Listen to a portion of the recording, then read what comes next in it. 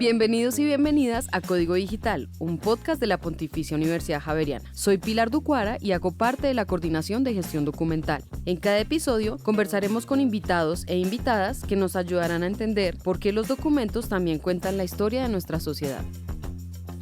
Hoy tengo el placer y me da mucha ilusión tener a Alejandro Marín, ¿sí? Locutor, director de la emisora La X, escritor también, gran conocedor de música, crítico de música, así que seguramente todos escuchan el nombre de Alejandro Marín y ya sabrán quién es, así que bienvenido. Gracias por tenerme aquí, es un placer.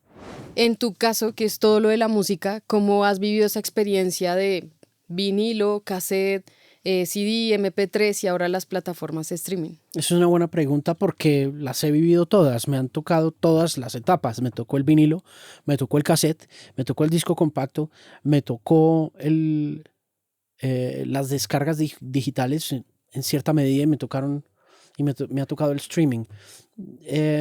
¿Cómo lo he vivido? Con el mismo entusiasmo tecnológico con el que cada etapa va apareciendo desde una perspectiva musical, de melómano, de coleccionista también. Entonces ha sido muy emocionante ver ese crecimiento, esa evolución. Ha sido también algo aterrador ahora que llega la música por inteligencia artificial, pero yo pensaría que es con mucha emoción que he vivido todas las etapas. ¿Cómo se conserva la música? ¿Quién decide qué se conserva? ¿Sí? No sé cómo ves tú esto de la memoria musical. La conservación de la música depende mucho del estado del negocio de la música grabada. Está muy sujeto a las condiciones de negocio. Originalmente la música se transaba como bien comercial a partir de partituras. Eran papeles. Eso era. Una canción era un papel. Y tú cedías los derechos de tu canción cuando vendías ese papel o cuando lo copiabas. Con la llegada de la imprenta, eso se convirtió en un negocio importante. Posteriormente fueron los cilindros musicales que se ponían en los fonógrafos.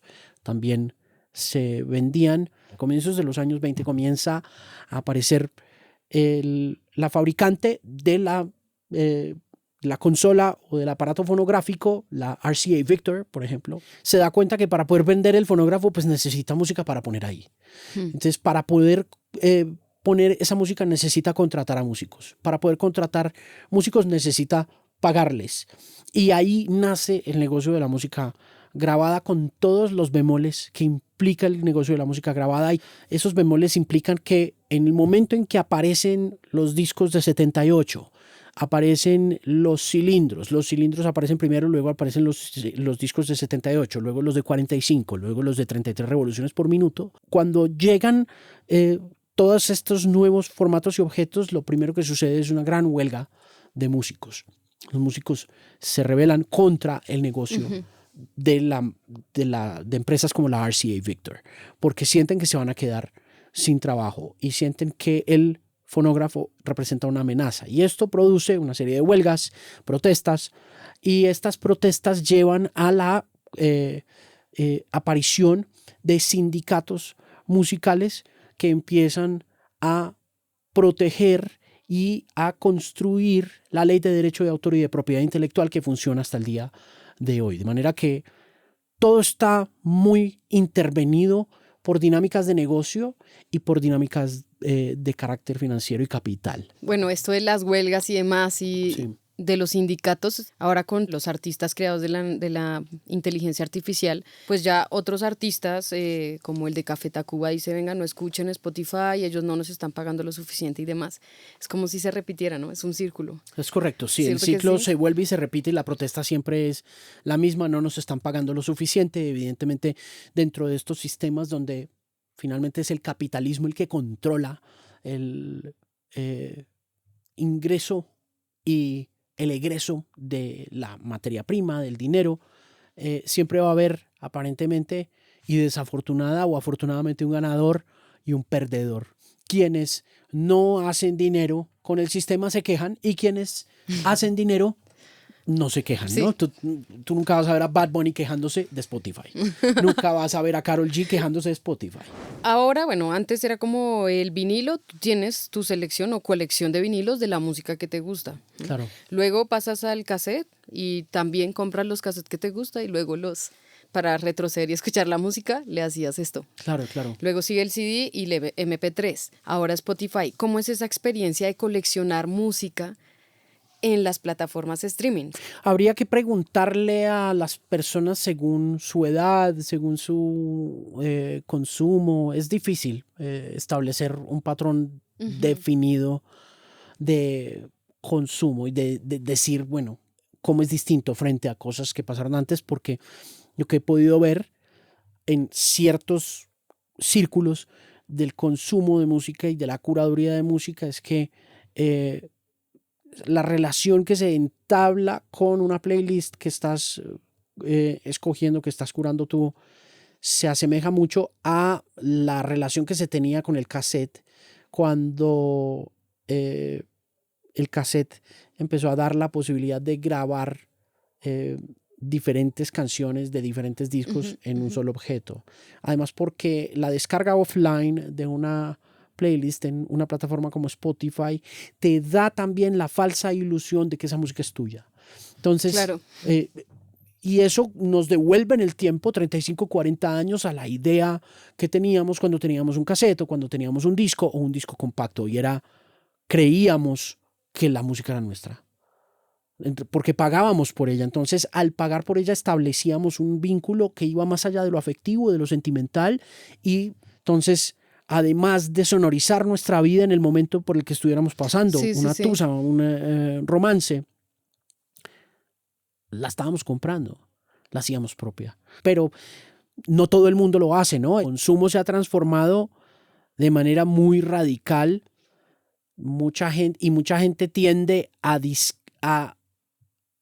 demeritar ese consumo de las nuevas generaciones por la forma como las nuevas generaciones se relacionan con ese contenido, que solamente oyen 15 segundos, 20 segundos. Entonces, que ahora la gente no oye discos completos.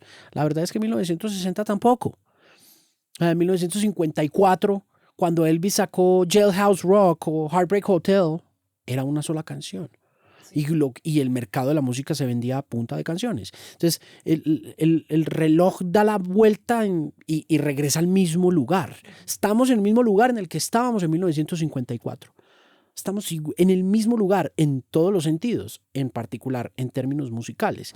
Tú has escrito un libro llamado La historia secreta de la música, sí, el cual yo me leí todo. Y allí hablas sobre que cada que muere un artista se pone de moda. ¿Sí? La música de él. En sí. este caso, se me ocurre que Juan Gabriel. es Juan Gabriel, ¿sí? Que a mí me gusta mucho, pero me gusta más por recordar a mi mamá. Para algunos no sé cómo se vivirá esa experiencia de escucharla hoy desde Netflix, ¿sí? Los conciertos, verlos en Netflix, en Spotify, seguramente se está poniendo a furor las playlists de Juan Gabriel y demás. ¿Cómo crees que es esa relación de la memoria de las personas con esas personas que ya murieron? Hay varias cosas que tener en cuenta con relación a esa forma en que nuevas generaciones abordan o se acercan a fenómenos antiguos. Por lo general, y como es el caso de Juan Gabriel, el asunto es muy industrial. Acá la cercanía de la gente joven a Juan Gabriel está asociada a una campaña agresiva de marketing entre las que se cuentan como táctica puntual sacar una serie en Netflix que cuesta millones de dólares para reactivar un catálogo que, como dices tú, está quieto. Sí. Que Juan Gabriel se muere y se produce una oleada de noticias que viene acompañada del dolor de la generación que vio y escuchó a Juan Gabriel o que se crió viendo a los papás o a los abuelos cantar Juan Gabriel. Y esa oleada se termina después de las honras fúnebres que se le hagan al artista y demás, y todo empieza a olvidarse y a desaparecer. Aunque quedan rastros, por supuesto, y ahí entran los sellos discográficos a decir, bueno, necesitamos reactivar este catálogo. ¿Por qué? Porque hemos visto que cae en un 5%, 10%, 15%.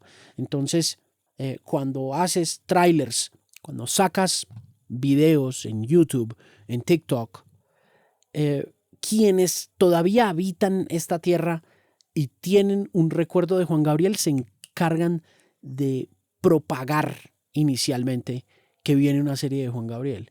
Eso despierta la inquietud y el interés de mucha gente joven que quiere saber quién era este tipo Juan Gabriel. Por eso es que en términos de archivo y de memoria son las disqueras quienes se encargan de velar por esos catálogos, y esa velación de esos catálogos, esa veeduría, perdón, de esos catálogos depende mucho de las estrategias de mercadeo y de ventas y del dinero que esos catálogos puedan representarle a la industria de la música como está consolidada. Lo están haciendo muy bien. Y va a pasar con Ozzy Osbourne también. Y va a pasar con Ozzy Osbourne y pasa con Bad Bunny. Sí, en sí, estos sí, momentos. Con Bad Bunny, el disco de Bad Bunny es un disco que arranca con una canción de 1973. Nueva York arranca con Un verano en Nueva York del Gran Combo de Puerto Rico. Eso no está ahí porque Bad Bunny ame la salsa. No. Por Eso supuesto. está ahí porque hay una persona diciendo, hagámosle dinero al Gran Combo de Puerto Rico y saquemos de plata usando al ícono del momento para que vuelva a poner de moda la salsa. ¿Qué podrías tú mencionar sobre identidad musical? Si a Alejandro le dicen, Alejandro, defínete desde todo el conocimiento de música que tienes, ¿cuál sería tu identidad musical? ¿Qué dirías? Mi identidad, personalmente hablando. Personal, sí. Yo creo que mi identidad musical está muy definida por los gustos de mi papá. Mi identidad musical está muy sujeta a la forma como mi papá oía música. Su apertura también frente a muchas cosas, incluyendo la música anglo, el pop, el rock, el metal, el jazz, y también su distanciamiento de lo colombiano. Papá nunca fue un hombre muy admirador de la música colombiana como se predica hoy en día. Nunca hubo vallenato de ningún tipo, por lo que yo no oigo vallenatos, no oigo cumbias, no soy muy fan, no me gustan particularmente. Seguramente, con relación a lo que preguntas sobre identidad, si mi papá hubiera sido un entusiasta de la cumbia o del vallenato, estaría contando otra historia. Claro. ¿Qué le dirías hoy a la javeriana en cuanto a conservación musical? ¿Qué pensarías tú de un archivo musical? A mí me cuesta un poco contestar esa pregunta porque mi relación con el archivo siempre ha sido difícil y es una tarea muy complicada que siento que solo ciertos especialistas pueden hacer bien. Yo he perdido muchas cosas por desorden, por no tener, por ejemplo, yo hice la última entrevista de James Brown en Colombia y se me perdió. Entonces sí, sería muy bueno. Sí, yo he hecho muchas cosas que se han perdido. Muchas. Sí. Estoy seguro que si no se hubieran perdido tendrían un valor histórico muy importante. Claro, por supuesto. Yo creo que Javeriana Estéreo tiene una fama de haber construido dos cosas puntuales en la cultura pop colombiana, y una de ellas fue el demo de Los Aterciopelados. En los estudios de esta emisora, de esta universidad, salió, tengo entendido, la primera grabación de Sortilegio, creo que fue. Y por acá pasaron figuras muy importantes de radio como Gustavo Gómez Córdoba. No tengo Paulina Laponte también en su momento. Sí. Uno quisiera que el archivo de Javeriana tuviera todo eso, ¿sabes? Eso es lo que uno dice. Sería muy chévere saber cuántos artistas pasaron por estos estudios cuando el rock latinoamericano empezó a estallar en Colombia, ¿no? Eso sería muy bueno. Lo que hemos hablado durante todo este podcast está muy intervenido por la codicia y por el capital. También hay gente muy buena, hay gente que ama la música por encima de todo, y creo que si hay intereses comerciales, tiendo yo a pensar que en un sistema tan decadente como es el capitalismo, cualquier cosa que hagas en la música, no importa quién seas, Bad Bunny o Jay Dilla o Totola Momposina, el amor por la música prima por encima de los intereses financieros. Bonito eso, chévere. Sí, ese es el poder de la música. Gracias. A ti.